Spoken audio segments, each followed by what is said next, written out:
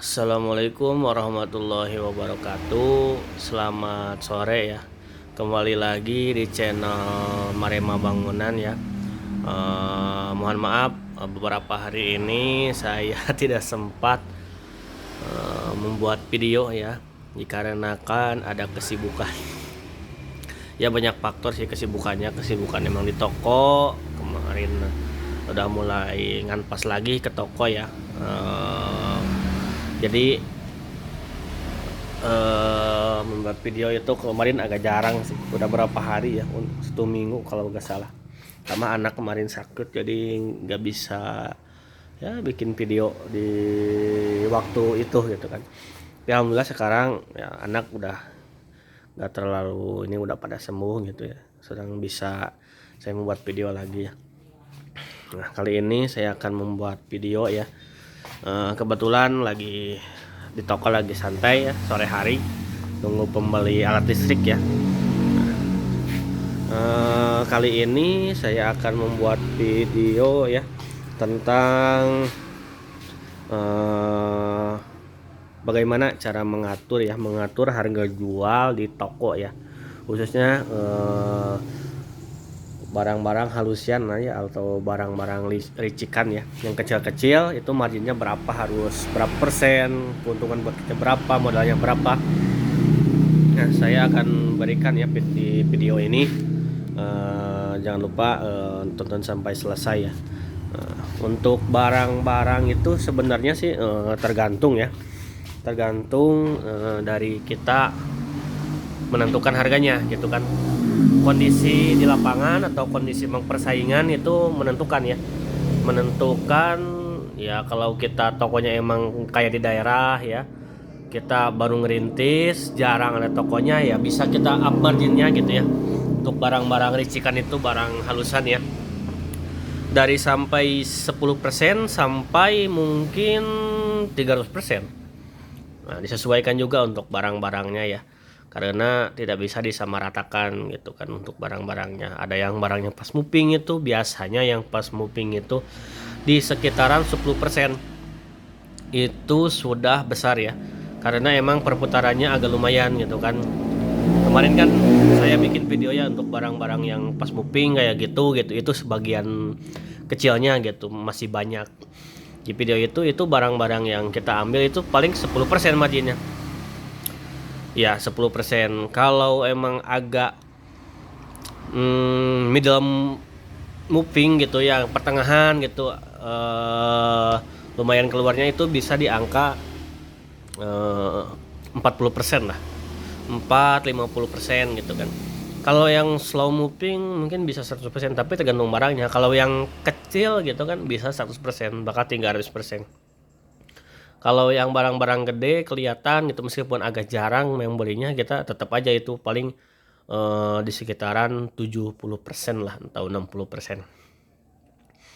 Jadi disesuaikan gitu ya. Kayak misalnya ini ya, cat pilok ini kan barangnya ada yang slow juga gitu, ada yang middle moving juga, ada yang pas moving gitu kan. Nah emang harganya disamakan gitu kan, tapi kita ambil tengah-tengahnya aja. Kayak saya ini kayak pilok ya, pilok pilok basic ya, yang murahnya itu saya jual di harga 25, harga 25 ya. Modalnya itu sekarang 21.500 gitu kan. Ditambah 10%, segini kan, 10% kan, 21.500. Nah di sekitar 25% berarti ya, 21.500 ditambah, nah, kurang lebih lah di angka 20%-an kita ambil margin untuk cat semprot ini gitu kan. Nah yang kayak lain aja yang pas movingnya gitu kan, misalnya di saya yang pas moving itu misalnya paku gitu kan, paku gitu kan, keni-keni itu ya. Emang kalau keni itu pas moving, tapi lumayan kitanya, soalnya barangnya kecil sih. Kalau paku itu paling 10% lah, 10% gitu kan ngambilnya. Kalau di teman-teman mungkin ada yang 20-30%, tergantung di daerah. Kalau saya sih ambilnya cuman 1 kilo itu Per 1 kilo untuk paku itu paling saya ambil 2000 modal. Kadang 14.000 1 kilo atau 12.000 dijual 16, kadang 4.000 saya ambil gitu kan, tapi kebanyakan paling ya 2.000 rupiah gitu, 16.000 modal 14.000 gitu. Nah itu sebagian kecil ya yang contoh gitu kan. Kalau di teman-teman mungkin ada barang-barang tertentu yang bisa diambil keuntungannya agak lumayan buat penghasilan toko, ya bisa gitu kan, dengan catatan ya masih aman lah. Jangan sampai kita menjual harga tinggi gitu kan, margin profit kita tinggi tapi gak ada yang beli lagi gitu, buat apa? Mending kita ya perputaran di toko aja gitu kan, barang gitu kan ya, meskipun kita merintis gitu kan, tapi jangan aji mumpung gitu kita kan, marginnya barang pas moving 50% ya jangan gitu kan. Itu buat kemajuan toko kita gitu kan, karena kemajuan toko kita, besarnya toko kita nanti itu tergantung kita sekarang gitu kan. Yang penting kita ambil sedikit untungnya, barangnya keputar lagi gitu kan. Soalnya kita juga kan banyak barang-barang dari supplier ya. Misalnya kita beli barang misalnya ke sales A gitu kan 30 juta gitu kan, kita si barang itu gak berputar gitu kan, diam di toko, sedangkan kita kan dikejar jatuh tempo gitu kan sama si supplier A gitu kan. Jangan sampai ketika emang supplier itu ada penagihan gitu kan, barang kita tetap aja segitu, gak pernah kejual gitu, margin profitnya di mana gitu kan, buat keuntungan kita juga gak ada gitu, apalagi buat bayar si salesnya gitu kan. Yang itu kan strategi yang salah gitu kan, kayak gitu. Misalnya ya kita juga order 30 juta, emang barangnya keluar 10 juta misalnya, kita barangnya cuman sekali gitu, misalnya 10 juta habis gitu, kita karena jualnya mahal, konsumen gak kembali lagi gitu kan, gak beli barang kita, pergi ke toko lain karena kemahalan di kita gitu kan. Ya kita cuman sekali aja gitu mancingnya gitu kan. Gak bisa mancing lagi pakai umpan itu, gak bisa lagi gitu kan, harus ganti strategi, ganti umpan lagi gitu kan. Ini buat apa ya kan, mending kita jualnya standar aja, marginnya ya meskipun sedikit tapi perputaran di barang itu agak lumayan gitu kan. Ya misalnya kayak barang kita beli konsumen beli harga barang 100.000, kita untung cuman 2.000 ya gak apa-apa gitu kan. Tapi kan si 48.000 itu kan kita buat bayar ke supplier gitu kan, kali berapa item gitu kan, itu bisa perputarannya kan lumayan gitu kan. Di samping kita kan dikasih tempo misalnya, itu kan kita ngambil contoh lagi gitu kan, ke supplier B kita ngambil 50 juta dengan TOP tenggang waktu pembayaran itu 2 bulan 60 hari gitu kan. Barang sekian puluh juta itu, 50 juta itu habis misalnya gitu kan, atau misalnya 40 juta habis gitu kan, sisa 10 juta belum 2 bulan, ya kan kita bisa putarkan gitu kan. Si uang itu yang 40 juta itu buat misalnya nutupin sales barang-barang yang slow moving gitu kan. Ya nanti juga ketawur lagi gitu kan sama barang-barang slow moving yang keluar gitu kan. Tapi kan perputaran kita cepat gitu kan, si barangnya dengan nominal gede, meskipun keuntungannya misalnya dari 40 juta itu cuman 1 juta ya gak apa-apa gitu kan. 1 bulan habis 40 juta kan, kali berapa supplier gitu kan, bisa menghidupi toko kita gitu.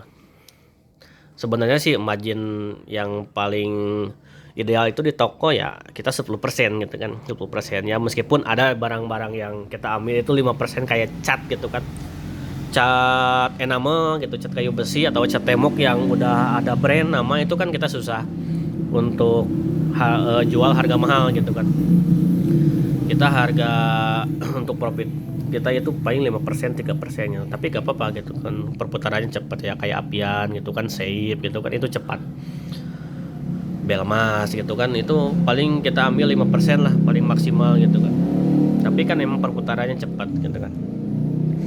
Nah itu mungkin beberapa contoh ya kalau emang teman-teman lagi merintis di tempat teman-teman agak persaingan agak lumayan, tak kecuali emang di daerah gitu kan, kita barangnya komplit gitu, di tokonya komplit dari barang A sampai Z gitu kan, kita jual emang lebih dari standar ya gak apa-apa gitu, karena emang kebutuhan di daerah mungkin jarang juga toko gitu, konsumen banyak beli ke toko kita, ya mau gimana lagi pasti meskipun harga kita up karena dibutuhkan barang itu pasti dibeli gitu.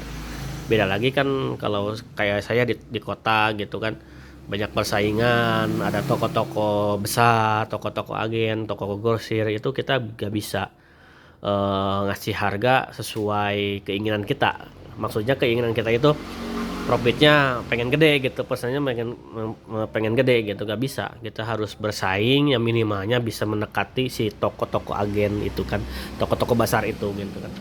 Meskipun nggak bisa nyamain gitu, tapi minimalnya kita ya kayak saya misalnya jual barang A gitu, margin keuntungannya itu paling 2.000. Di toko besar itu misalnya harganya 80.000, kita jual 82.000, ya gak apa-apa gitu kan, tapi kan cepat gitu kan barangnya keluarnya gitu kan, kita juga bisa beli lagi gitu kan si barangnya. Dengan margin segitu hitung-hitung ganti parkir lah, kalau ke kota kan ke toko besar itu ada parkir gitu kan, ada kos biaya bensin yang dikeluarkan gitu kan. Kalau di kita kan dekat, bisa ya gak apa-apa lah hitung-hitung ganti itu gitu kan. Nah mungkin itu ya salah satu trik ya untuk di toko bahan bangunan ketika merintis, persaingan emang lumayan gitu kan, kita ngasih margin keuntungannya di harga itu jangan terlalu up ya. Apalagi ya sebenarnya sih banyak sih yang harus dijelasin ya, karena emang saya ini bicara bukan ngawur ya, tanpa sistematis ya, gak tertulis, jadi saya sesuai pengalaman saya aja gitu untuk ngasih tahu teman-teman gitu kan. Mudah-mudahan ya video ini bisa bermanfaat lah ya, kalaupun kurang bermanfaat bisa, tapi agak lumayan informasinya yang disampaikan dari saya gitu ya, bisa diterapkan lah gitu kan. Mungkin yang paling yang paling saya ingetin ya, paling emang sih untuk jadi toko itu gak bisa disamain gitu kan. Toko saya, toko B, toko C, toko D gitu gak bisa disamain gitu kan, strategi pemasarannya gitu kan, strategi marketingnya, strategi penjualannya itu gak bisa ditiru sebenarnya gitu ya. Meskipun bisa ditiru tapi rezeki gak bisa ditiru gitu kan. Ya karena kita udah dikasih rezeki masing-masing, ada porsinya gitu ya, strategi kita jalankan. Masalah rezeki itu, masa pembeli itu gitu ke toko kita mau beli atau tidak, kembalinya atau tidak, itu emang urusan yang di sana gitu kan. Tapi minimalnya kita kan udah berusaha, marketing kita gitu kan, penjualan kita, strateginya itu bisa menarik gitu kan, menarik si konsumen atau si pembeli gitu kan, supaya bisa kembali lagi, bahkan ya bisa belanja banyak di tempat kita gitu kan. Ya intinya sih kalau toko itu komplit ya. Kalau komplit itu one stop shopping gitu kan, beli semuanya di toko kita gitu, segala ada, beli ini ada, beli ini ada, beli ini ada ya. Meskipun di toko saya emang nggak terlalu komplit, tapi lumayan lah, dengan modal minimal gitu kan saya bisa buka toko, bisa usaha gitu kan ya, meskipun pusingnya 7 keliling ketika merintis toko ini ya. Sekarang perjuangan saya juga sama, masih berjuang, belum apa-apa gitu kan. Saya bikin video ini sebagai bahan edukasi aja buat teman-teman ya, sama-sama kita berjuang, sama-sama kita merintis gitu usaha kita dengan modal minimal, dengan modal mental yang kuat gitu kan, dengan semangat yang menggebu-gebu gitu kan, supaya kita bisa merubah nasib kita gitu kan, merubah nasib keluarga kita gitu kan. Ya Ya intinya itu kan yang diidam-idamkan oleh para pengusaha gitu kan.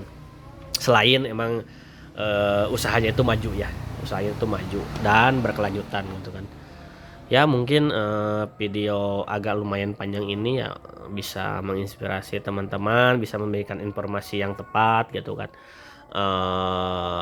Dalam memulai usaha atau menjalankan yang atau lagi emang pusing-pusingnya kayak saya. Pusing-pusingnya masih ada masanya ya. Berakit-rakit ke hulu bersenang-senang kemudian. Berakit-rakit ke hulu berenang-renang tepiannya, bersakit-sakit dahulu bersenang-senang kemudian ya. Mungkin itu sepatah lagu ya, nasihat. Nah ini udah adzan maghrib ya. Mungkin video saya sekian ya, semoga bermanfaat bagi teman-teman yang lagi merintis atau baru mau memulai atau yang sudah gitu kan. Terima kasih atas perhatiannya dan waktunya. Tetap semangat menjalankan usaha ya, jangan lupa beribadah ya menurut ajaran masing-masing supaya kita diberikan kemudahan dan kelancaran dan keberkahan di dalam usaha kita ya. Saya juga mau menjalankan sholat maghrib ya. Terima kasih teman-teman. Wassalamualaikum warahmatullahi wabarakatuh.